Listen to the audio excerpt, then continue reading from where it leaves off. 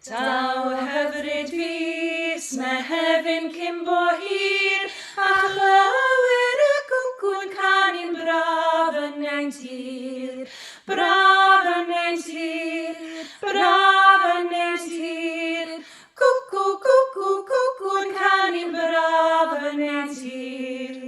Daw hyfryd fus, Daw hyfryd fus, Daw hyfryd fus, Mehefin hyfryd fus, braf yn ein tir, braf yn ein tir, braf yn ein tir, braf yn ein tir, braf yn ein tir. Daw hyfryd fus, Daw hyfryd fus, Mehefin hyfryd fus, braf yn ein tir, braf yn ein tir, braf yn ein tir, braf yn ein tir, braf yn ein tir, braf yn ein tir. Canu braf yn ein tir.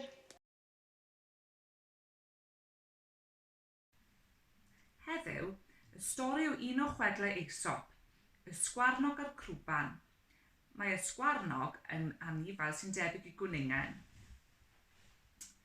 Un diwrnod, ym mis Mawrth, ar ôl bore hyfryd yn chwarae gyda'i ffrindiau ar ochr y bryn, roedd sgwarnog yn ei sgwarnogi hi am adref pan ddigwyddodd weld crwban. Roedd crwban yn mynd i'r un cyfeiriad, ond yn aradu bach, fel mae crwbanod yn dueddol o wneud. Dechreuodd y sgwarnog dynnu ei goes. Fedri ti ddim mynd rhywfaint yn gyflymach. Nefi bliw, sut yn y byd wyt ti'n gobeithio cyrraedd adref? Pa i ti a phoeni amdana i, medda'r crwban yn gwrtais, mi fyddai i wastad yn cyrraedd yn y diwedd. Falle'n gynt, y beth bys ti'n disgwyl. Digon gwir, medda Cadno, oedd yn digwydd bod yn cerdded heibio. Dweud y gwir, o ystyried mae crwban ydi o. Mae hwn yn grwban cyflym ar y naw. Crwban cyflym? Wff, dy sgwarnog. Does mor ffasiwn beth. Gwrando sgwarnog, medda'r crwban, ychydig yn grac erbyn hyn. Dwi'n cyrraedd lle bynnag dwi'n mynd yn hen ddigon cyflym. Diolch yn fawr. Hoffet ti mi brofi hynny i ti? Beth am ras? Ti a fi. Y gyntaf i gyrraedd yr afon sy'n ennill. Roedd y sgwarnog wedi gwibio o'r golwg ym mhen dim, felly pan trodd ac edrych yn ôl, doedd dim golwg o'r crwban. Wel, meddylydd y sgwarnog, waeth i mi heb a dangos fy hun, gan fod neb yma'n gwylio. Mi orweddai yn yr haul am 5 munud braf. Nes daw y crwban i'r golwg, a pan ddaw o, ac o fewn dim roedd sgwarnog yn cysgu'n sownd. Yn y cyfamser, roedd y crwban yn cerdded yn ei flaen yn araf bach. Nes o'r diwedd, daeth y lle roedd y sgwarnog yn cysgu. Gwenodd wrthfeddol. O, mae'r sgwarnog wedi blino'n lan ar ôl y holl yr edrych yna.